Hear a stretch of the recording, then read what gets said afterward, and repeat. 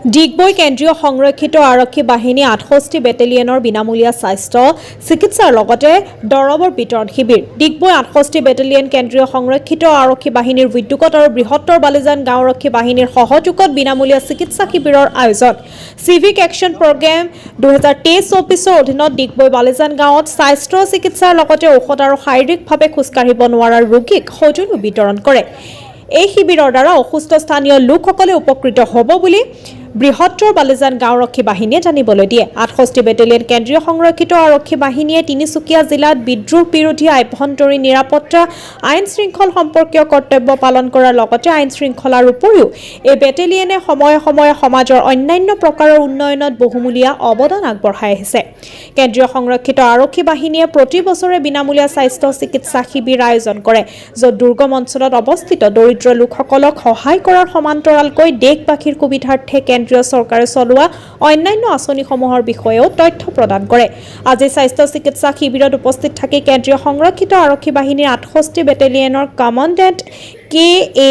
নিংগমে ৰাইজক সম্বোধন জনাই জানিবলৈ দিয়ে যে জাতি গঠনত মানুহৰ ভূমিকাত গুৰুত্ব আৰোপ কৰি ভৱিষ্যতে এনেধৰণৰ আৰু অধিক কাৰ্যসূচীৰ আয়োজন কৰা হ'ব বুলি আশ্বাস দিয়ে। আজি শিবিৰত উপস্থিত থাকে কেন্দ্ৰীয় সংৰক্ষিত আৰক্ষী বাহিনী ৬৮ বেটেলিয়নৰ কমাণ্ডেণ্ট K.A. নিংগম, দ্বিতীয় commanding officer Rabindra Singh, Sanjay Kumar, deputy commandant Maya Rani আৰু ডনিক ৰাজা খান। जनवरी को 68 बटालियन केंद्रीय रिजर्व पुलिस बल द्वारा बालीजान गांव में फ्री मेडिकल कैंप और मेडिसिन डिस्ट्रीब्यूशन का कार्यक्रम किया गया है, जो कि भारत सरकार द्वारा प्रदत्त फिनांस के तहत हम लोग हर साल आयोजन करते हैं। इस गांव को यहाँ की महिलाओं का है, उनकी आवश्यकताओं को देखते हुए जिसके अंतर्गत आज हमारे चिकित्सा अधिकारी द्वारा और तिनसुकिया डिस्ट्रिक्ट के डॉक्टर की सहायता से ये कैंप आयोजन किया जा रहा है। कहती है कि इन लोगों को मानसिक दृष्टि से, शारीरिक दृष्टि से हम लोग स्वस्थ रखें और इन लोगों का इनको आर्थिक रूप से, मानसिक रूप से सुदृढ़ बनाते रहें। इसी की श्रृंखला में आज इस कैंप का आयोजन यहाँ पर किया जा रहा है। স্বাগতম জনাইছোঁ। আমি আজি সুখী আমাৰ চিভিক্স একশ্যন কাৰ্যক্ৰমৰ অধীনত আপোনাৰ আয়োজক সমিতি হৈছে আপোনাৰ 68 BPN CRPFৰ ইয়াত আহি পিনি জনসাধাৰণৰ কাৰণে স্বাস্থ্য শিবিৰ বিনামূলীয়াকৈ আৰু ঔষধ বিতৰণ কৰিছে।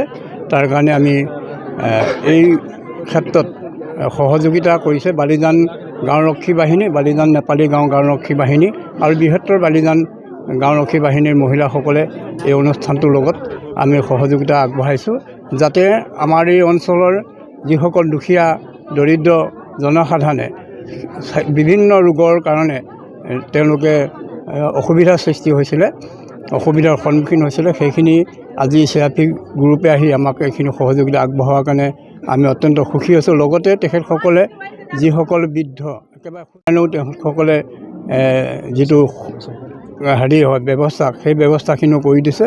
আৰু আমি আশা ৰাখিছোঁ অনাগত দিনত আমাৰ ফৌজী ভাইসকলে আমাৰ জনসাধাৰণৰ কাৰণে সেৱা মনোভাৱেৰে আগবঢ়াই আহিব। তাৰ কাৰণে আমি তেখেতসকলক আজিৰ দিনটোত আন্তৰিক ধন্যবাদ জনাইছোঁ। লগতে আমাৰ গৌৰীশংকৰ যিটো শিৱ মন্দিৰ, তেখেতসকলেও এইখিনি ক্ষেত্ৰত ৰাইজক বহুখিনি সহায় কৰিছে, বহিবৰ কাৰণে, থাকিবৰ কাৰণে, খোৱা বোৱা, পানী যোগানৰ কাৰণে গোটেইখিনি কৰি দিছে।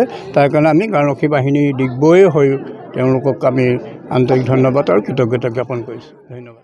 আজি আমি গাঁওৰক্ষী বাহিনীয়ে আমাৰ গাঁৱত যিবিলাক মানে মেডিকেল কেম্পবিলাক আছে, আমি একচুৱেলি বৰ্তমান আপুনি দেখা পাইছে যে বিভিন্ন ৰোগত আক্ৰান্ত হৈ আছে আমাৰ গাঁৱৰ ৰাইজ।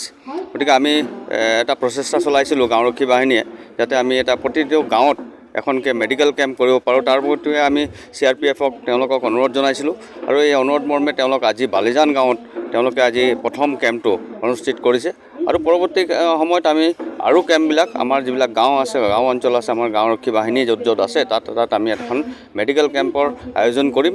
আৰু আমি গাঁওৰক্ষী বাহিনীয়ে সদায় এটাই চিন্তা চৰ্চা কৰিছোঁ যাতে গাঁৱৰ সুৰক্ষাটো আমি দিব পাৰোঁ। গাঁৱৰ সুৰক্ষা, স্বাস্থ্য আৰু যাতে গাঁৱৰ মানুহ আৰ্থিকভাৱে টনকিয়াল হয় তাৰ কাৰণে আমি গাঁওৰক্ষী বাহিনী সদায় কাম কৰিব আহিছোঁ আৰু আগন্তুক দিনবিলাকত আমি জিতপুৰৰ পৰা এনেকুৱা ধৰণৰ নিতুমণি শইকীয়াৰ কামবিলাক ৰিপৰ্ট, কৰি যাম। নিভাজ অসম লাইভ।